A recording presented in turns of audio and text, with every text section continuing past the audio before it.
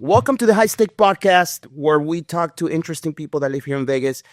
Every once in a while, you meet persons that change your life, and I don't know if you know this, but this guy in front of me changed my life for the better. He doesn't know this. I'm telling him this now.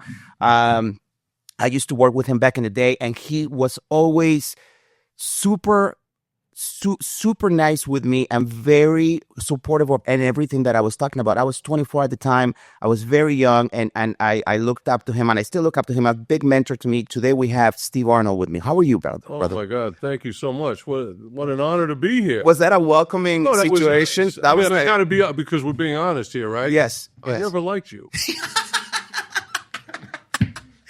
Oh man, I'm so blown away. You're such an inspiration. Thank you, brother. Thank you. No, this is. I mean, I'm so thrilled for you. Well deserved. Thank you, brother. Thank you. Yes. We know each other for a long time. Let me tell you guys a little story on how we met. I had just left a music store, which was a mom's and pop's music store here in Vegas, and there was this brand new music store called Sam Ash, which is no longer around, and you were the manager at that store. You were nice enough to hire me, and you introduced me to what ended up being a life career changing situation, which I do real estate now. So I should charge you for all of the therapy that I've been taking since I got it. Pay the bill. Just send them to me. I got my own therapy. I'll send those to you. But the funny thing about that, the gentleman we both know, Chris. Yeah. Chris Comet. Yes. Yes. He came to me. I mean, this is respect, and he's someone I look up to as Absolutely. well. He came to me and said, "Hey, would you mind?" He said, "I don't do anything to disrupt your business or anything, but would you mind if, Christian, stepped out and did the real estate thing with him?" Yeah.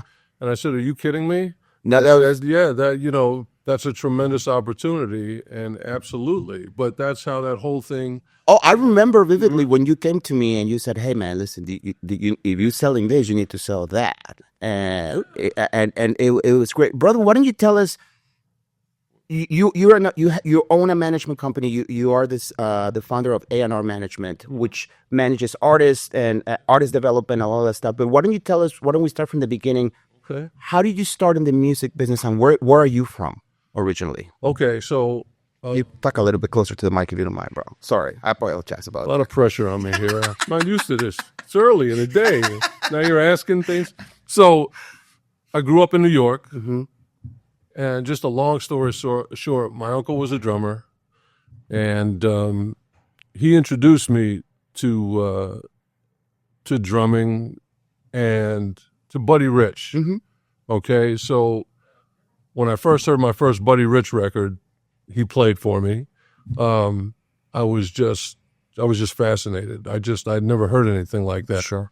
And so I became a huge fan. And as you know, in my later years, I got very involved. I had in keeping his legacy alive. Yes. We were friends for about almost 10 years before he passed away, and he allowed me to be around him and come to gigs, and that whole experience, because he was a genius. He was a musical genius. Yeah. And not many people get to meet or be around their heroes. And he was truly my greatest hero in life. So having that experience, it was in some regards it was scary, because I went to music and art high school.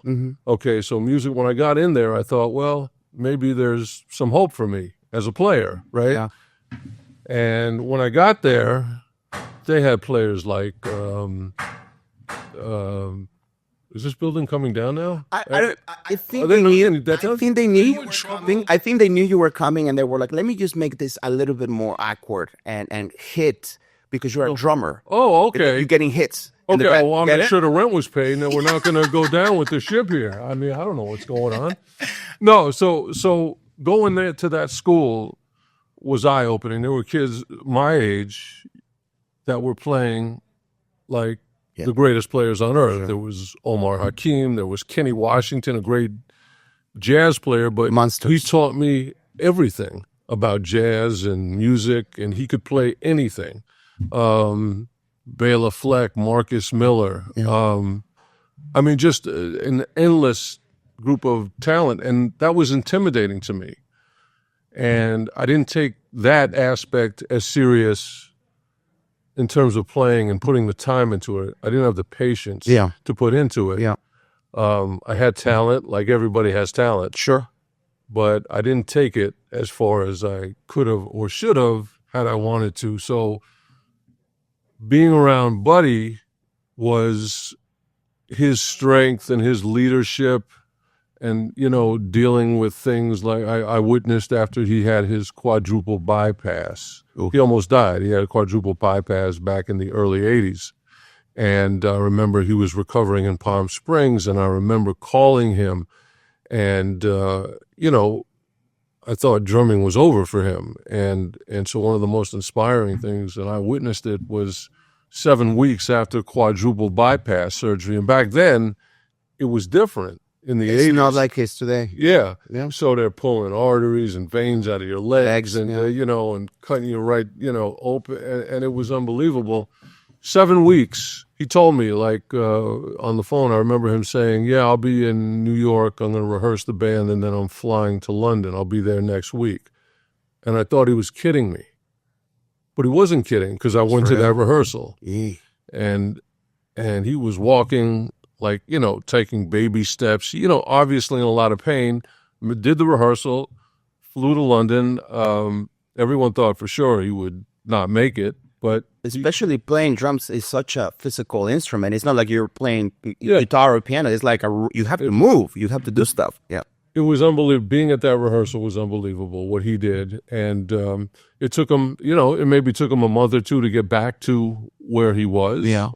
And he just, again, he just came back from that. And I mean, you talk about an inspiration. That was very inspiring to see.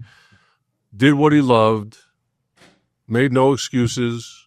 And, I mean, he was so great to me. I mean, Yeah. just, you know, incredible memories, but his leadership, he really, I looked up to him as sort of a father figure as well, because my mom brought me up. So being around that inspired, well, I'm not going to be a drummer. It took the pressure off of me, because, you know, when you're in it and you go to a club or you're listening to records and you're doing all this, like, oh man, listen, you know, and instead of being inspired, I got depressed or angry, and Story of my life. you know, so yeah, no. So I found out comfortable, because from all the retail experience that I had, you know, management was a natural. I love being around great talent. Yeah. That's it. I don't care what you do. You know, if you design a pencil that's unique, you know, You want to. I want to be a part of it. You know, whatever it is. So, so you met Buddy, and you're in the music business because you're you're along him and all this stuff. Did you ever play, brother? Did you? Sure. Did you do that?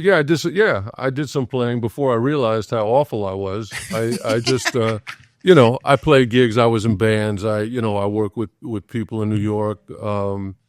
Did a couple of recording things. Work with a band, Malo. Sure, Remember Malo Santana's brother. Yeah. Suavecito. Yeah. Yeah, so I worked with them for a minute, and it was great, and it was fun, but I didn't see myself getting better or to the level of the guys that I look up to. Yeah. You know, so, but being involved in that, and being involved in the family, like I was, we produced some great concerts.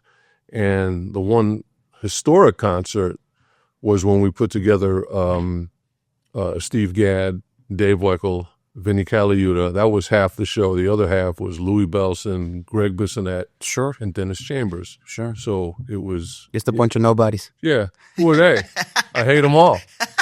You know, so those guys. So that was historic back in the day. Yeah. You know. Sure. It's dark now. Yeah. So yeah, people still talk about that. So you know, I'm proud of some of those accomplishments and getting to know some of the greatest players. You know, Neil Peart did some show. He's just he was an incredible person. We did some a project he developed with Atlantic Records, It was called Burning for Buddy. And I remember that he wanted to just have a few drummers do it over the course of a weekend at the power station in New York. And I remember talking to him and said, well, if you're going to do it, why not just get all these great players? So I gave him a list of all the players that, could possibly do it. So a 2 or 3 day project became like a 2-week project. And I probably, the budget probably went, from here to, but he did it. And it was great. It was a blast being in the studio with all these players and Buddy's big band. That was fun. That was a blast. You're in New York now. When do you, what transpires that makes you move to Vegas? My ex-wife grew up in Vegas with her dad, who performed out here. Sure. Right? So first made a move to California, lived there for about 4 years, and then made the move to Vegas. And that's, and that's when your marriage, like you were talking about, that's when everything falls apart. It's supposed to. Like, I was like excited. I said, you mean if we move to Vegas, now everything can fall apart? You know what I mean? And so that was good. And then, that's what brought me here. It was a company called Mars Music I was working with at the time. Do you remember Mars? Sure. Yeah. So when that failed, that's when Sam Ash, who I had previously worked with in New York, and they brought me out to California. I helped help them with the what was Mars opening up the Sam Ash, and I stayed with that for a little while I was still working with bands and comedians. And I know you were doing a lot of stuff. You still are. You're doing a lot of stuff. So what? Yeah. Tell us what it is that you do for man. And I didn't mean to cut you off, brother. Go. So now you're in Vegas. You're working for this company, but you've always been managing. Like ever since I met you, you've always had a project going on, and you were working with a couple of comedians that are very, very famous comedians. you were working with them, and how do you get in? I mean, is it who you know, or how is it that you get involved? Let us know, like for somebody that doesn't know how you get into that. So the comedy thing happened when Andrew Dice Clay, he was a drummer, right? And he also idolized Buddy Rich. Yeah, and heard him one day. My ex heard him one day talking on the Howard Stern show, and he mentioned Buddy. Yeah.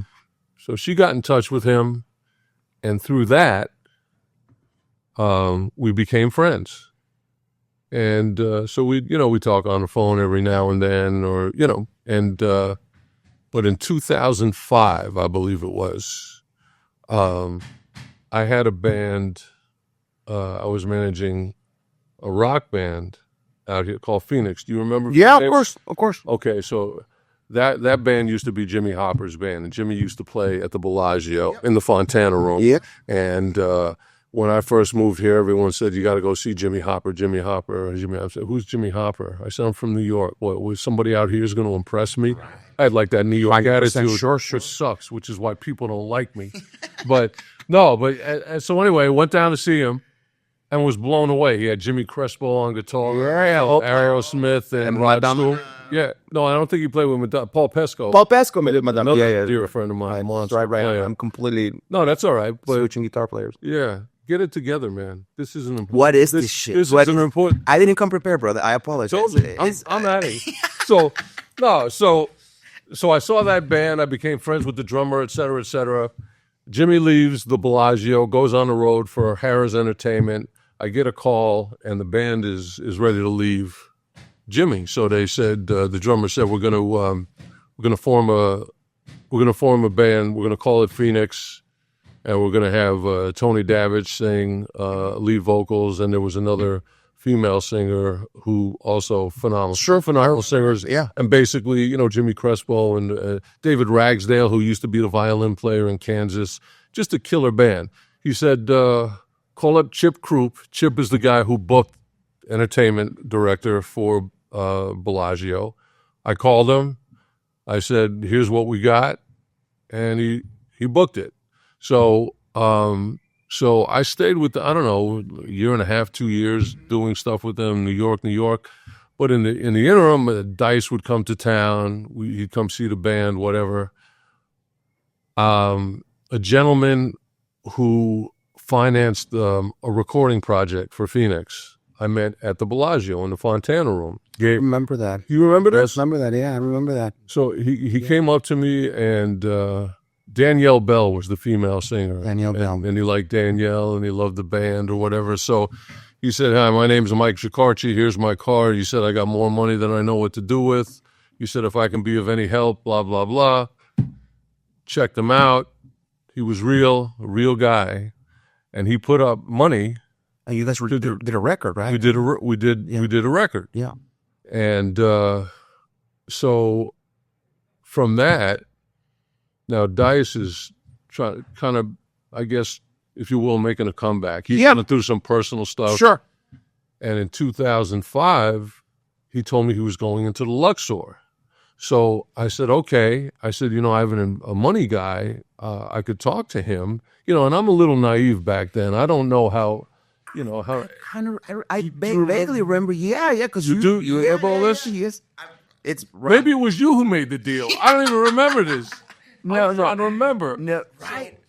So I had a conversation with Mike, and then Dice called his agent in New York, and he said, "Listen, call my agent."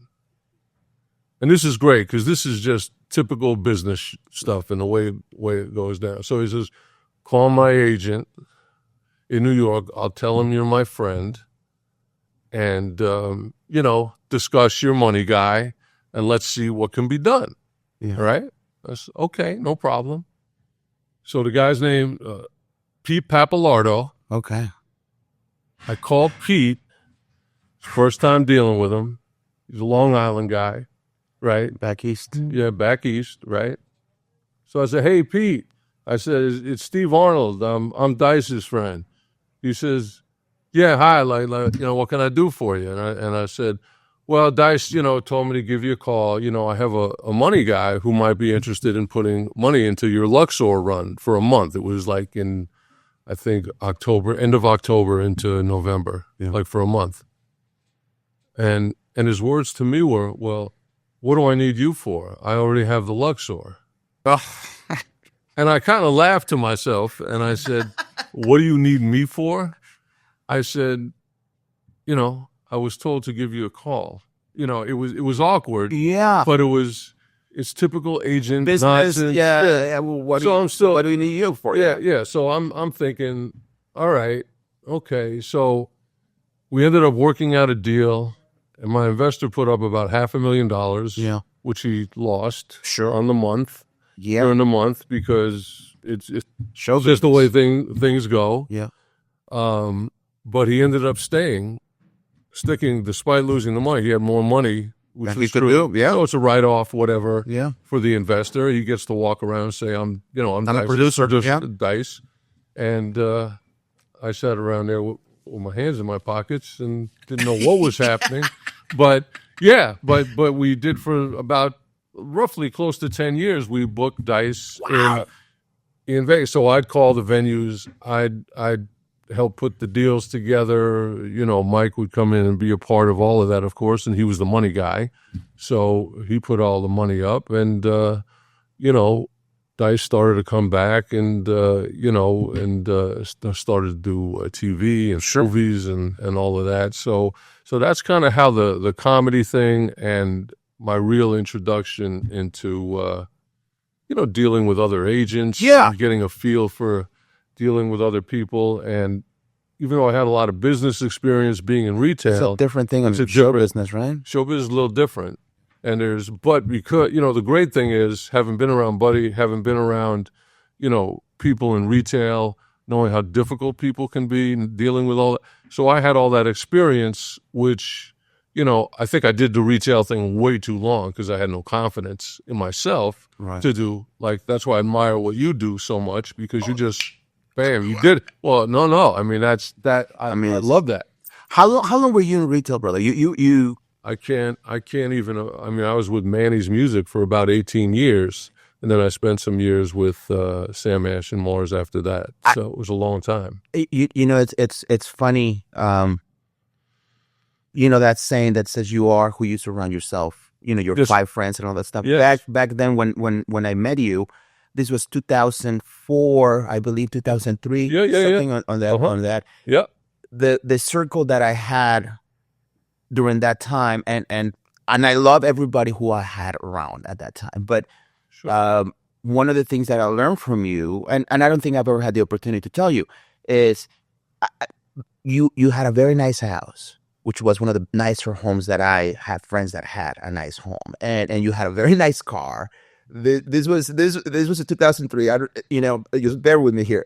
So I remember going. You know, you were always so nice and so generous, and you invited us to your house, and you were driving this super nice car and all that stuff. And I came to you and I said, "Hey, man," because I was also working at a music store for many years before Sam Ash. I In remember. my life was a music store, right? I want to be Well, you're a player. yeah, and I'm being player.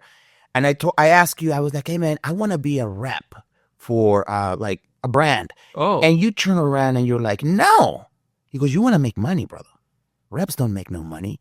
And I go, "Okay, I don't want to be because you know I wanted to stay in the music business and all that stuff." But one of the things that okay. when I saw you and I saw the possibilities, you always showed me, "Listen, brother, there's more than this thing that we have," which was Wow. great. I mean, you may not even notice what you were doing, but you were molding. You know what?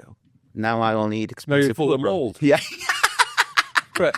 That's But- my molding. Yeah, but that was a really for me to good, man. go outside of my circle of what I knew then and to see somebody that was doing bigger and better things for me was like, oh wow. And like I said at the beginning of the So podcast, crazy. It's so crazy for me to hear that because I didn't see, and then most people, maybe they don't. I don't see myself as anything like that. I just, brother, you've always been a big part of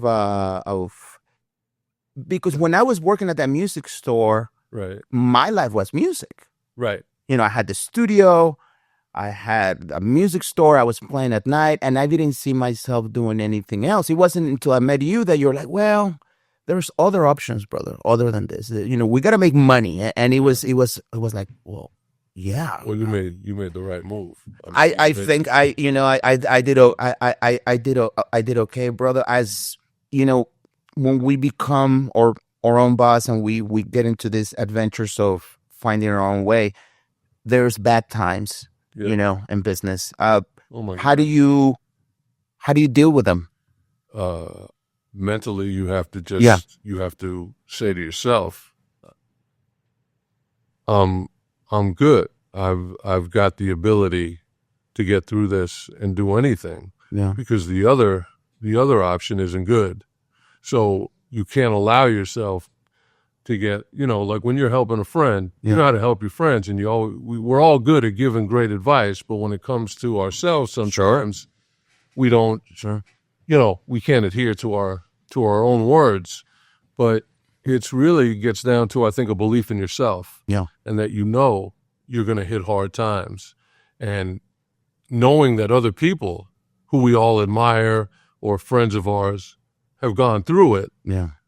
The greatest people we can name or think of have gone through that, well, if they can do it on that level, we can certainly do it Sure. as well. So it's a mental thing like anything else. You can get caught up in something negative and then everything will be negative, so So important. yeah. And there's always, I've had very hard times and I've had great times, so you accept that and you try and figure out a ways.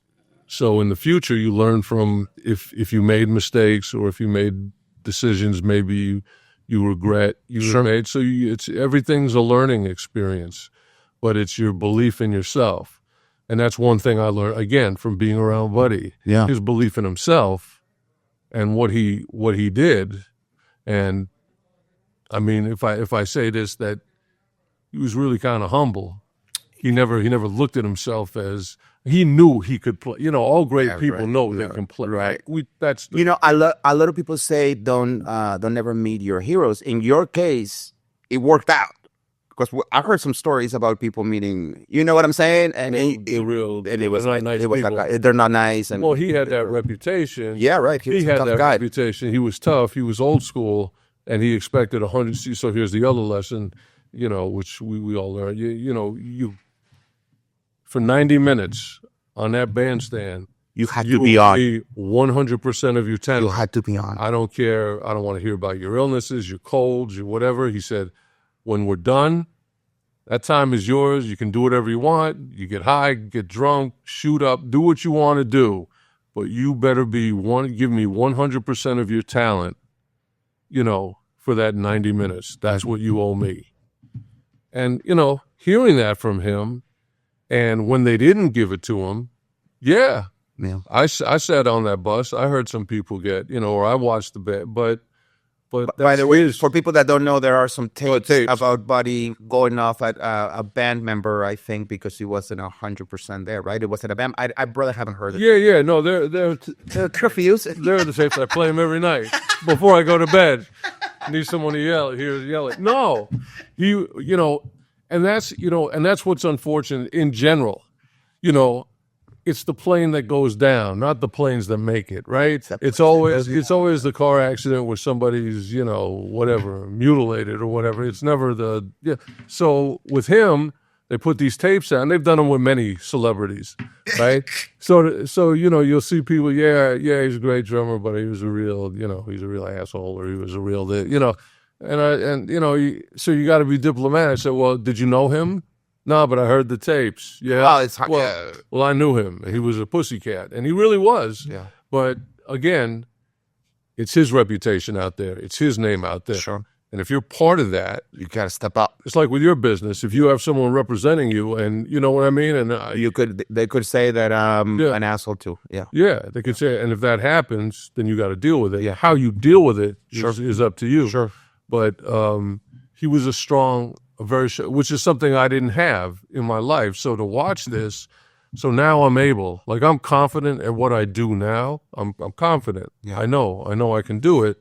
But those are the lessons. Is that because of repetition and experience now that you feel more confident? Just like, you know, when you play an instrument, you know, the more you play, the better you get at it, and the more secure you feel at it. Is that or you need to have some successes along the way, right? So if all you do and everything fails, my suggestion is throw yourself off a building. Change careers. No, I mean, you need the success, right? The success gives you that confidence that, like, okay, all right. Like when I was going into music and art, like I didn't know what was waiting for me on the other side. When I walked through that door and saw Omar play and saw Kenny play and saw Steve Jordan was, you know, who's with the Stones now, right? Who's one of my heroes. Yeah, have you heard of them? Yeah, no. Okay, yeah. So, Steve, I got to tell this. He never played in school. Like everyone's talking about Steve Jordan. I said I never heard him play. So you know when I heard him play? When Kenny Washington came over to my house with a Michael Urbaniak album. He was playing there. And at 17 years old, here's Steve Jordan playing on this record called Fusion. I think it was Michael Urbaniak Fusion. And Steve Jordan's playing like Garibaldi, yet playing like Steve Jordan at 17. And that's the first time I heard him play on record. That was it. I was like, okay, I give up. I'm done. Incredible. I would have too. Brother, what? So you met all of these cats. Yes. How old were you when this was happening? Everybody was super young. Yes, I was in high school. I was like 16, 17 years old. Were all of these guys monster already at that time? Yeah, at that time. I would go hear maybe Omar play, or they, you know, he and Marcus were really tight. Marcus Miller. They were always doing gigs. Kenny was doing gigs with people of stature, you know. And I'm thinking, and Kenny was in the jazz band. There was really like one jazz band. They had a B band, but there was one main jazz band, and he was the drummer. And when I heard him play, it was like, oh, okay, this is insane. You know, I couldn't believe it. So I think one day I got to play with the jazz band. We played a chart on the Flintstones, really up-tempo chart, and I got through it, and Marcus was playing bass, so I could say I played with Marcus. Yes. I could say that. You know, I had actually tied Kenny up in a closet, in a broom closet, to give me a chance to let me do something here. But yeah, so yeah, those guys were just complete monsters at 16, 17, and they only got better and better and better. And I love them. I love them all. I owe Kenny my life. I mean, that guy taught me. I didn't know anybody. I didn't know Bird. I didn't know Dizzy. I didn't know, Introduce you to Tony Williams. introduce you to all of them. Yeah, everybody. And it was like he just opened everything up for me. And he was I just love Ken. I haven't talked to him in 40 years, whatever.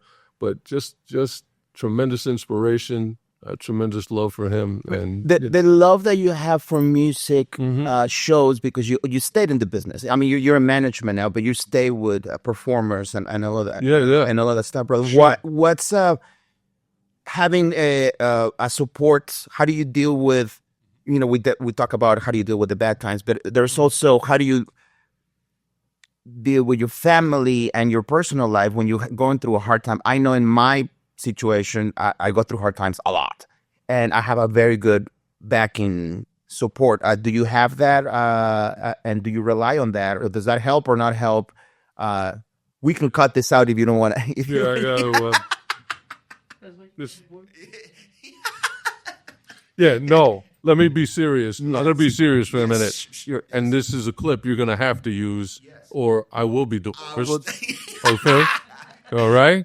So, the girl that I'm married to now is incredible. Yes. She's got, for me, a sense of humor is everything. By the way, before you go on, go ahead. I'm a big fan of your sketches. Do you watch those? Not only do I watch them, brother. Why are we not doing something with them? Well, let's you and I. No, I'm being serious. I'm serious too. Let's do it, because let's come up with scenarios. Brother, involves you. Gold. Yeah. Gold. Oh, you're so kind. Gold. I appreciate that. I'm going to be honest. Even though I don't have a relationship with Dice anymore for a variety of reasons, sure. Without him and his humor and all the things I learned from being around him and other comedians that I met because of him and other people I've met, a lot of that humor is based on some of his insanity. I mean, but you were always funny though. You've always been like super quick on your feet, and you say I don't know.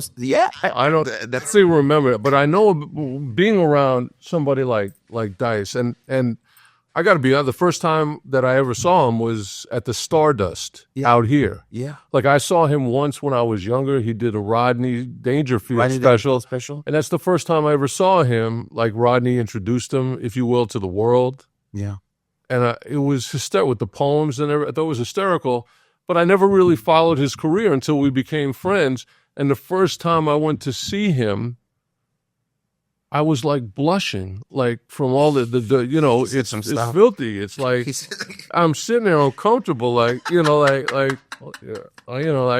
my God. But just, I mean, so I got to give him a ton of credit, even though I'm angry with him. But I'm honest enough, and he did some great things. Sure. So you know what I mean? Sure. But we haven't talked in a long time. But and I wish him nothing but the best.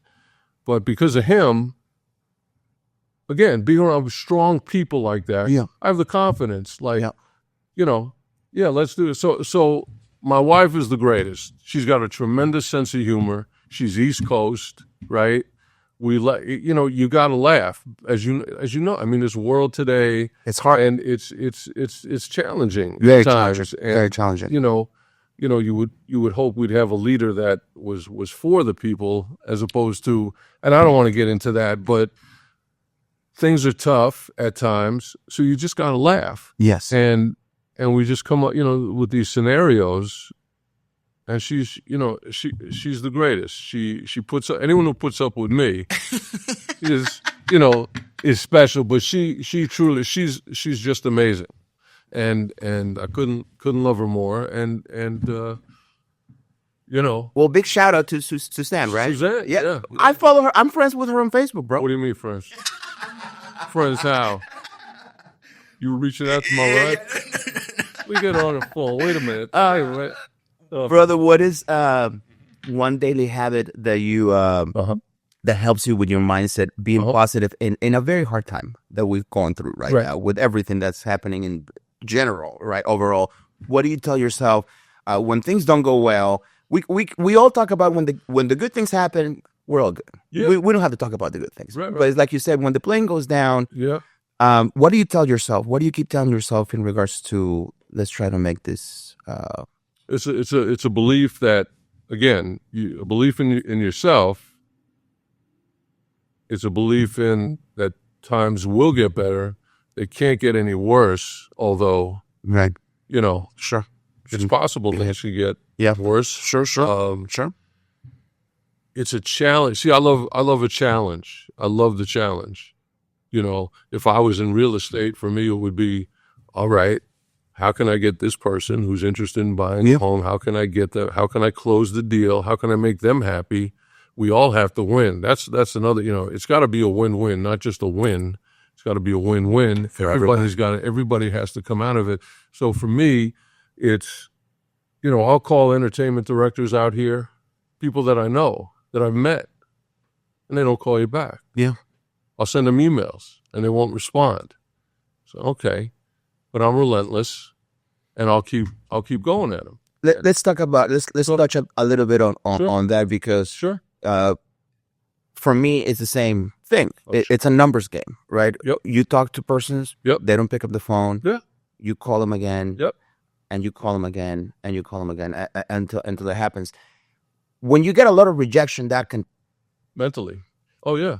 You know, if you don't have that confidence in yourself, that will take over. So you have to have that. And I know I have the confidence. I know it's like, I remember, and I'm going to keep talking about Buddy because that's the inspiration. He told me a lot of things. He would say, you know how they have the downbeat or all these polls and so this year is the greatest drummer. This one's the sax player. So he would say to me, or just in conversation with others, so how can it be that one year Tony Williams will win the Jazz, and then next year he's number 6?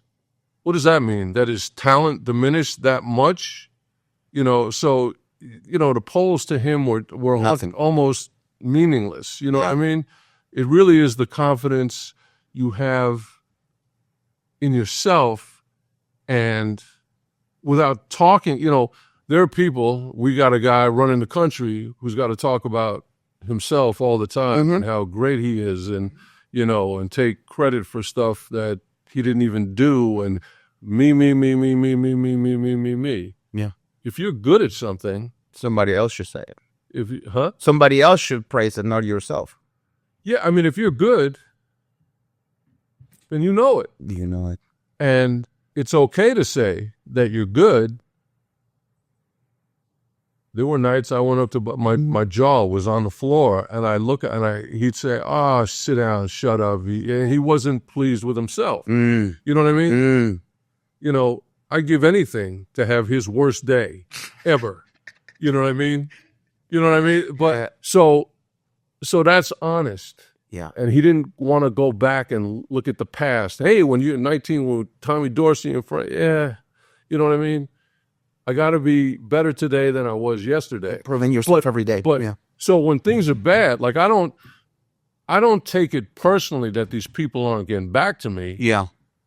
But what I do say, like, how disrespectful. Like, I don't care if you say no to me. You can say no. People say no all the time. But just say it. Yeah. Just don't give me the runaround. Yeah. You know, we know each other. Yeah. Why are you not getting back to me? Show me the respect. I'm not handing. I believe in my projects people I deal with. So when you believe in that, it's easy, right? Like when in retail, when we're selling the best products out there, whatever it is, they'll sell by it. Yeah. You got the best. So if I'm selling a product of a singer, a band, a comedian, whatever, and I believe that they're great, I got no problem talking that we can talk. No problem. Let's go. Book them. So yeah, it's your belief in the mindset every day that you just got to be better. How do you pick Yeah. your artist, brother? How I know you, so I know that whoever you choose has to move you in some way for you to represent him. What is the approach of an artist that you, let's say you don't know, you haven't gotten in touch with, you see somebody that you'll go, well, you know what, I really want to work with this person or this entity or this show. How do you start? Well, so I live in Vegas now, right? Yeah. So, so what I do, what excites me? Well, so some of the music that excites me is R&B and fusion, soul music. You know, I love that. So I talked to some entertainment people who have venues, and I said, I want to put something together. And like, for instance, I have a project called Soul Fusion. Mm-hmm. Suzanne actually came up with the name for it. I had prior to Soul Fusion, there was a project called Soulful, and I was working with great singer in town. Her name is Elisa Fiorello, and she used to work with Prince. I know Elisa's husband. Yeah. Yeah. You know. Prince player. Okay. Yeah. Mhm. Okay.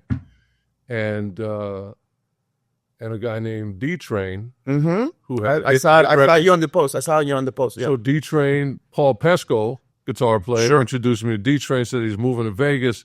So for a while, we had this little project called Soulful. I think we did like 6 gigs or something, 2 at Myron's at the Smith Center, and then we did like 4 other gigs at another venue just off the Strip. So when that fell apart, D-Train left, and then Elisa wanted to do other things. So I said, all right. Again, that would have been a reason for some people to say, all right, I'm done. I'm done. Yeah. And because I love the music, I think I was speaking to Rocco. Rocco Barbero, great sax player. He plays with Donnie Osmond, but he's a tremendous sax player, and I've known him since I moved here. He was in a band with Stephen Lee, the guitar player, and my buddy Adam Shandell, who introduced me to everybody, like another brother of mine, great drummer. All this talent. So Rocco said, why don't you call Dave Perico? Do you know Dave Perico? Yes. He's got the Pop Strings Orchestra. Yep. So I've known Dave over the years. So I gave him a call, and he recommended a guy named Dave Siegel on keyboards. So I spoke to Dave, and Dave Siegel is a monster player. Played with pop artists, jazz artists, Latin artists. I mean, just a monster, one of the monster players out here, really, truly. And just truly the greatest guy in the world. Just next to you, of course. Oh, thank you. Appreciate it. I mean? Oh, but working with Dave, it's just so easy, and it's, whatever you say to him, all right, man, yeah, we could do that. Yeah, let's do that. Like, say, all right, Dave, I need you to throw yourself off a building tomorrow. Yeah, sure. Man, let's He's do down. it. That's what you need on your team. That's it. That's what you need. Like, if I don't like you anymore, you have to kill yourself. So Dave is phenomenal. His wife, who I also love, Rita Lim, does that. We just did a show on Wednesday night. She did a tribute to the Carpenters and Olivia Newton-John. I saw the post. I saw the post. It was sold out. Now, Rita, you have to understand, this is how crazy this business is. She has like 3 residencies going every week. You can see her for free. But then you do a show. Then we did a show. She sold out 6 or 7 weeks in advance. I've never had anybody do that. Like, usually it's up to the day of the show or the week of the show. And it was incredible. And she was phenomenal. And she had great bands, Stephen Lee, and the players. Rick Keller, sax player, just monster player, world-class musicians, some great singers, background singers, and special guests like Michelle Johnson, who's great, Ashley Fuller, who's also great. So the show was wonderful. So Dave, I said, I want to do this project. And he said, yeah, man, sure. And he knows everybody. Mm-hmm. Dave knows, so we can get so-and-so for this, and we just put it together. So rather than mentally take myself out of it and sit there, like, I hate feeling sorry for myself. Yeah. I look at myself and I say, and by the way, that's easy to do.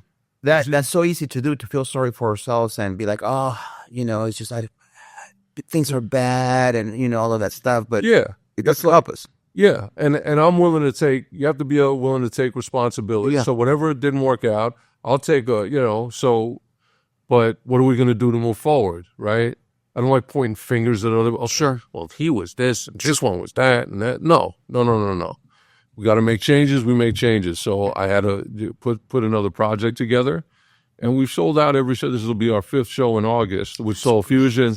It's fun, and this town is tough now. To get a residency, unless you're, an AEG. And it has changed, brother. Remember when we used to go to the Fontana Room to see Diane? Yeah. And we will go there. And now it's no longer, now it's a nightclub. Yeah. Is it? I mean, they don't even have a... They made it a gaming room, I think. Is it? I haven't visited. I don't think there's that many places like they used to be. No. Even that, I wouldn't say 20 years ago now, but shit. Yeah, it's true. There's no opportunity. There's no opportunity for live bands. So the fact that you're doing this, it's great because there's a lot of public that want to see that. They don't want to see the Vegas kind of style loungy stuff. They want to see kind of like what you just pointed, right? You have this lady who's in 3 different venues for free, but yet she builds that show. You build it, they will come. The show. Yeah. But I'm blown away. Like 6 weeks so she's got a loyal fan base. She talking about, your podcast and everything you're doing now, which is incredibly smart and positive. Thank you. She's incredible at marketing herself. I mean, she could open up her own agency. Yeah. She's everywhere and she's constantly on it. And she's a good person. When I say good person, she's incredible. Yeah. Like I hurt my back a couple of months ago. I was, from a car accident that happened in 23. And, I told her, she knew I hurt my back and she showed up to something. We were both, I think we went to see Antonia Bennett, who at the composer's room.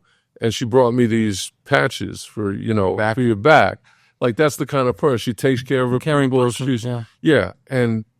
And she's just loved by everybody. You cannot not love this person. She's incredible. So, and Dave is just, they make a great team and they're constantly working. That's awesome. And it's a tough town now because those lounges are gone, and I don't get the feeling that these casinos really care about entertainment. It's about much money, it's all about money. So if you have something that will bring something in and keep people here and buy rooms and drinks, okay, we'll put up with it. Other than that, every square foot has to make money.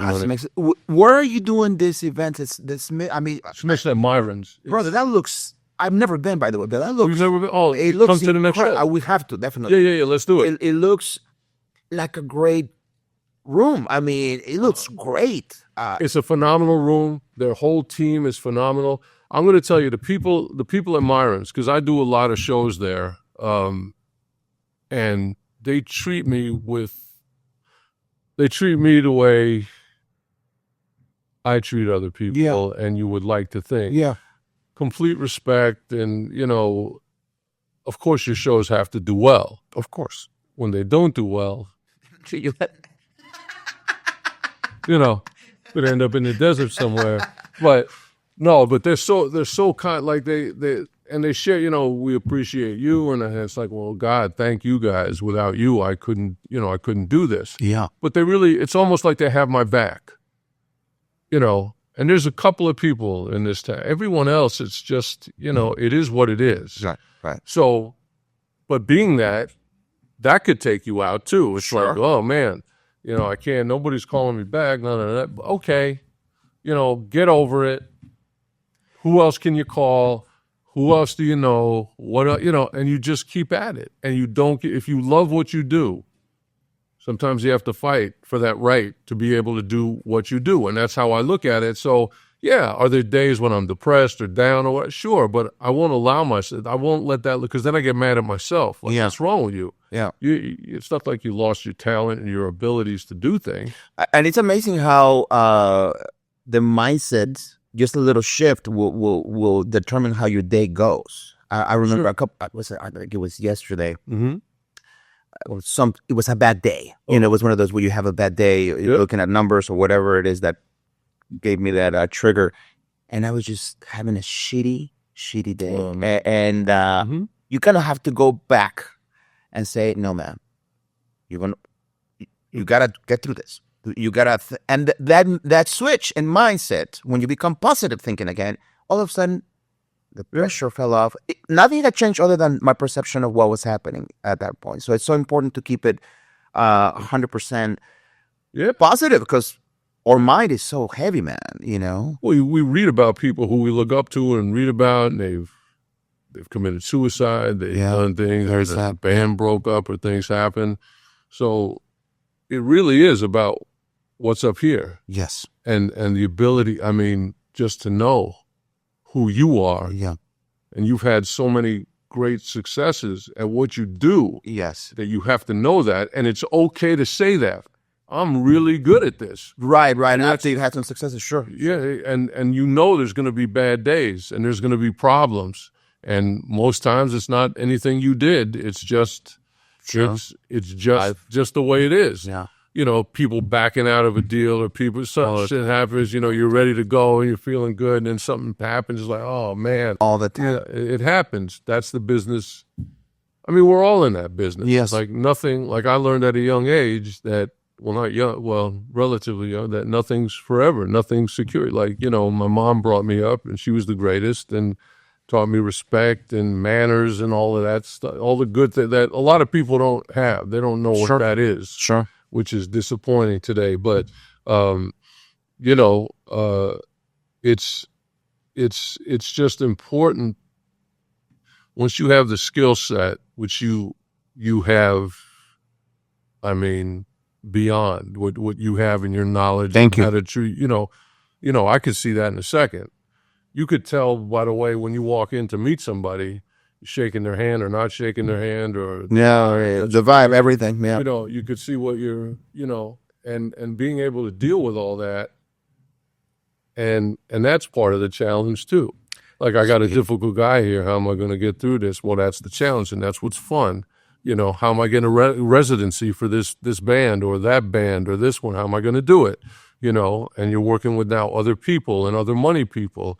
And so it's like, all right, I got to come through. So that's the challenge. How am I going to come through? Brother, how did you, I mean, you kind of told us how, you know, you were in the music business, but from performing to being in retail to connecting these things, when did you say, you know what, this is what I want to do? When did you decide to take AR management and say, this is my full-time gig, this is what it is, I'm going to go full force? When was that? Well, probably when I left retail. Yeah. I said, you know, I still want to be around talent and I still want to have management capabilities, you know, but I want to be around great talent. You know, some people, you know, they try and put lipstick on a pig and they'll try and sell it to you.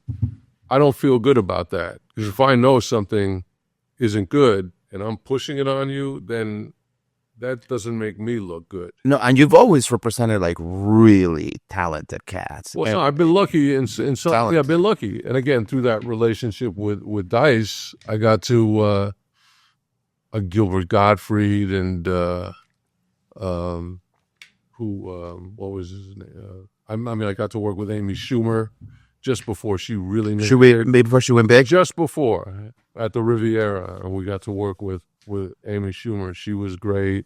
Mark Curry, you know, just I mean, really a ton of great people. So, but again, when you have all the pieces of the puzzle, if you have a money guy, or you know, you can call in, you could hire anybody for anything. Yeah. So once you have your concept together, well, let's do a comedy series. We called it Icons of Comedy. So when Dice wasn't in town, we just did the Icons of Comedy series, and we bring in different comedians, and it was great, you know, getting to see all these, you know, incredible talents and their different humors, and you know, and presenting it in a room in Vegas. So you make a deal for the room. You know you can make the deal because we got the money to make it happen. Sounds so easy. That's easy. When you don't have that, now it's difficult. That sounds so. Yeah. I mean, you make it sound easy, but I mean the logistics of it to get that many people involved in it sounds like holy crap. I mean, I call it agency, and then you're dealing with agents, and most of the agents, you know, there's a couple that are, you know, but some of these guys are just. It's just let me take your money. Let me just take your money, and then you call. We got a 2-week engagement, and the first week was a disaster. You know, what can we do? I want to keep my producer happy. I want to make him happy. Yeah. What can we do? We lost a fortune. And they don't care. They just don't care. Right. Like it's a brutal business at times, but once you understand, and like out here, you know, a lot of people get involved in stuff and they really don't understand what they're getting involved in. Right. I understand the game. Right. You know, like some people are playing football and I'm playing baseball, and there's no way. You gotta be. Yeah, you gotta be on the same page. So knowing that is everything. Dealing with ticket brokers, dealing with the venue and the hotel, and you know, there are times. Brother, how did you learn all of that stuff? I mean, I know that you don't go to school for that. They don't teach you this shit at the academy. How was it a trial error? Was it, you know, were you? Of course, yeah. Yeah, you know, you find out, you know, well, geez, we need to sell tickets. Well, who do we want to be? Well, Vegas.com. All right, let's call Vegas.com. Okay, hi, Vegas.com. I have this show. Now, when you bring in Dice or somebody like that, that's not difficult, you know? Right. So dealing on that level, like, that's okay. When you have the name, then you can find a room a little bit easier, right? Because they figure, well, he'll sell a certain amount of tickets. I feel pretty safe. I won that. Yeah. So it's the challenge when you don't have a name and you're trying to build a show, then you need money because it's pay to play out here. You know, if you want a showroom, unless you're pay to play, man. Live Nation or AEG presenting Seinfeld or Lady Gaga or Bruno Mars or Aerosmith or any of those groups. Yes. You know, you got to pay to play. So you take the room, and you need a money guy to do that. Was there ever a moment in your career where you said, screw this, I don't want to do this? Not really. I mean, I discuss, you know, with Suzanne, we talk about it because, you know, at times it's brutal and you put all this time and effort. I could imagine, yeah. You know, there's not huge compensation at times, you know, when you're doing these things, but you do it with the belief that you'll be able to take it to the next level. step. Yeah. And then there's, you know, a bigger payday. So, yeah, again, it all gets a belief in yourself and knowing, like, I never knew what I wanted to do. Like, you know, I was taught, you know, get a job, get a credit card, get a house, you know, sure, get a promotion. It's like, well, wait a minute. I don't have that's it? I didn't think, like I wasn't brought up like, hey, you should play drums. You got a lot of talent. Yeah. Go for it. Yeah. That wasn't said because my uncle struggled as a drummer. He was a club day drummer.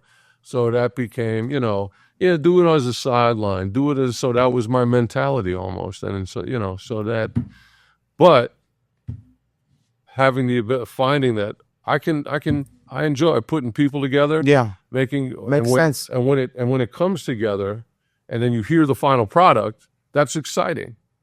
But once you're that's your baby, you know, and then while you're doing that, it's like, all right, what am I going to do next? What's next? Like, what's next? Okay. And then when you're involved with that, it's okay, well, now what's next? You want to keep on, you know, so stay involved in as many things as you possibly can because it's fun. Yeah. It's exciting, you know, and talent is talent. And, yeah, it's fun, it's challenging, and you're dealing with personalities sometimes. Oh, and I'm sure there are the best personalities, too, when you're dealing with talent and management and all of that stuff. It's very colorful, I'm sure.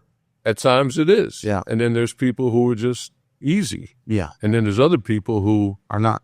You know, you either need to babysit them or just walk away or, you know what I mean? But that's a decision you have to make based on, you know, when you're at a certain point and you can say, you know what? As talented as you are, I love your talent, but I'm out of here. I can't deal with you know what I mean? Yeah. You have to, because then it's not fun anymore. Yeah. Like if you have to show up to the gig and worry what the performer's going to do or not do or create problems or complain about, you know. Now you're stressed. Yeah. then you're stressed, Yeah. and it's like, that's not fun. No. But And then the problems go to you, right? I mean, they don't go to the performer and say, "Hey, why do you do this?" You're you're the management act. Don't they come to you? well, they'll come to me, or or they won't book the guy or girl again. They won't want to. And we went through a thing with Soul Fusion, and with somebody, and there was some things that went down that were just not okay. So Yeah. I had to have a really, I mean, it was an honest conversation about what took place. And the person didn't, even though it's black and white as to what they did, They didn't see it that way. they didn't see it. She says, well, let's just agree to disagree. And I'm saying, no, I'm not agreeing to disagreeing. Like, we're done. Yeah. Like, there's a lot of, and I just said, what you need to understand, there's a lot of talented people out here. And when it's not fun, Then we gotta it's for change. purpose. Yeah. not that everything's fun, like, No.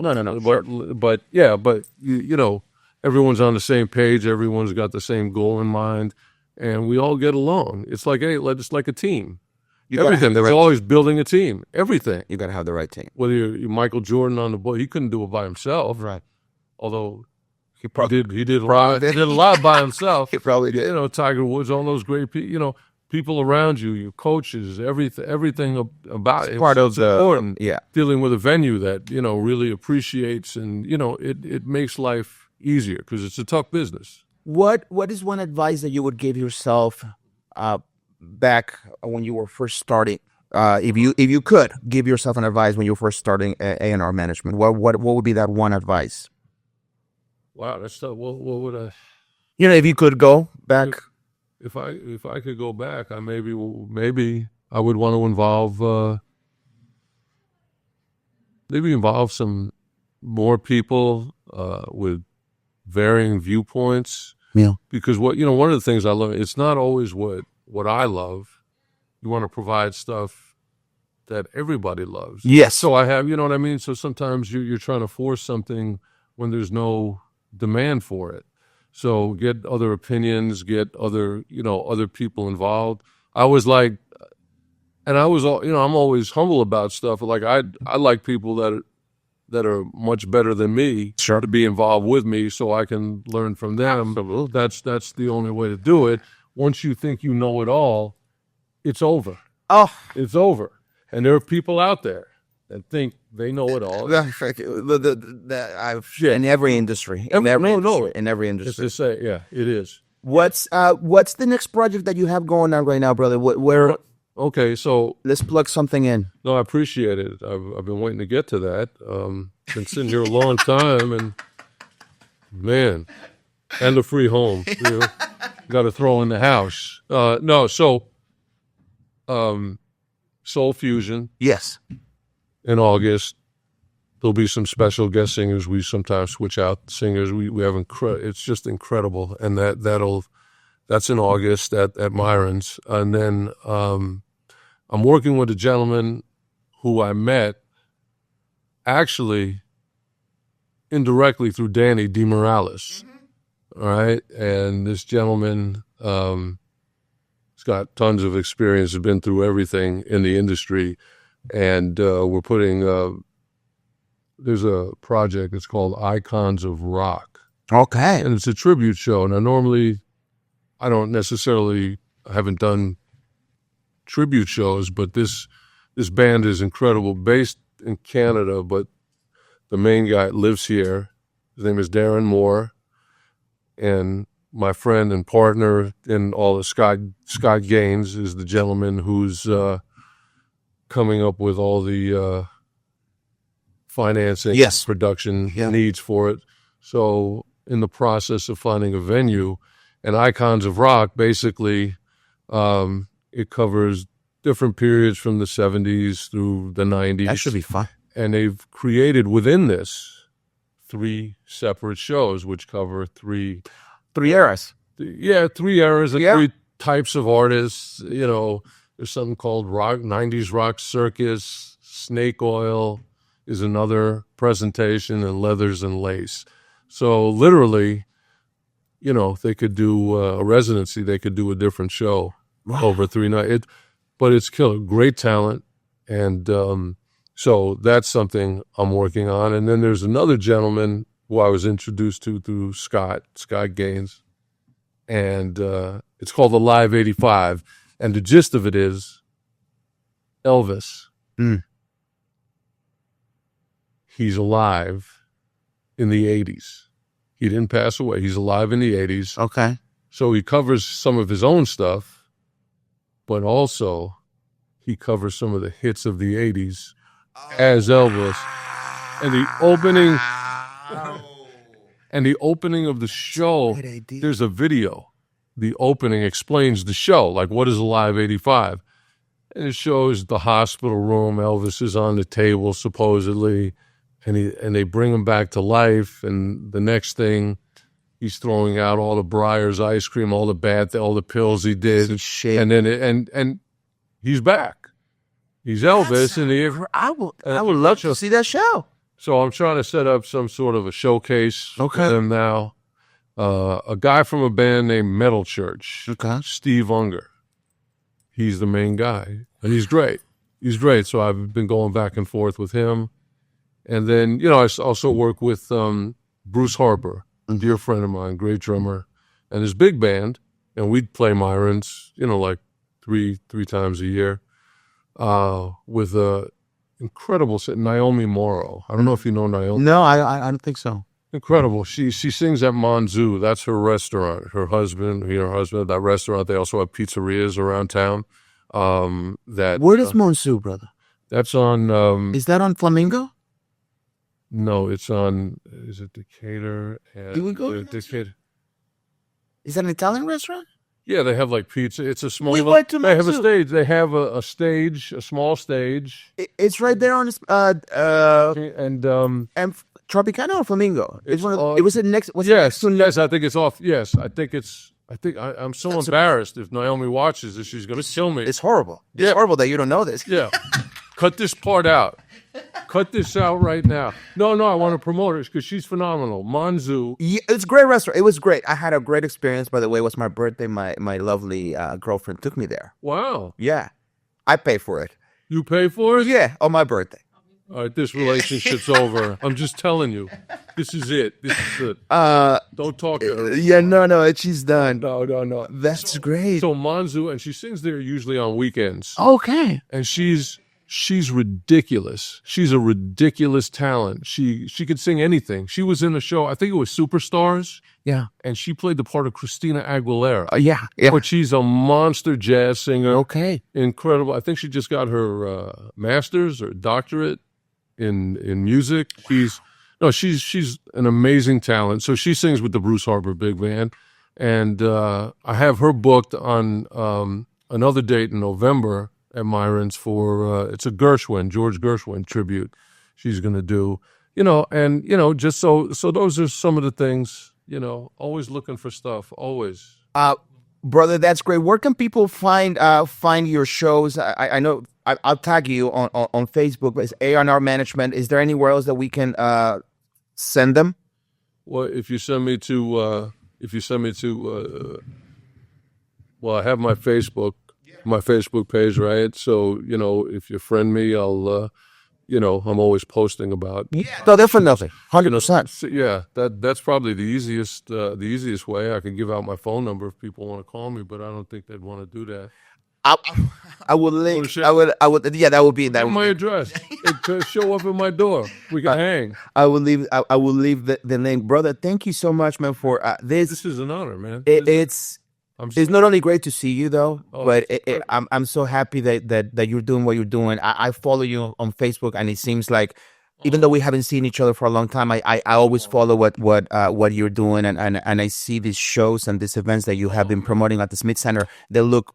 Oh, thanks. I can't believe I haven't seen them.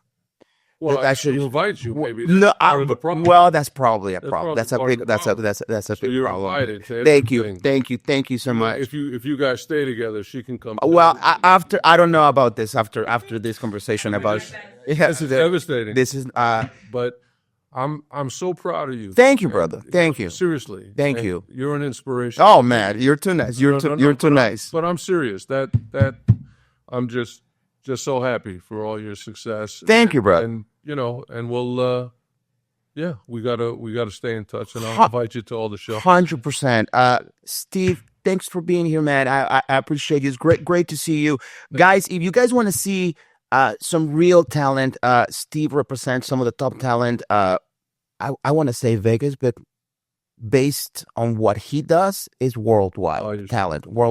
So I'll tag him. He does a lot of great shows and great venues. Steve, thank you so much, brother. That was really important. The part when I talked about my current wife. That's gonna be the name. Suzanne. If she's not in it, I have no wife. You know what I'm saying? Brother, I feel you. I feel you 100%. No, of course. By the way, I haven't had the opportunity to meet her. No, we have to. Well, I'm gonna do something. Yeah, let's. Yeah, no, let's do it. Thank you so much. Love you, brother. Love you. Thank you.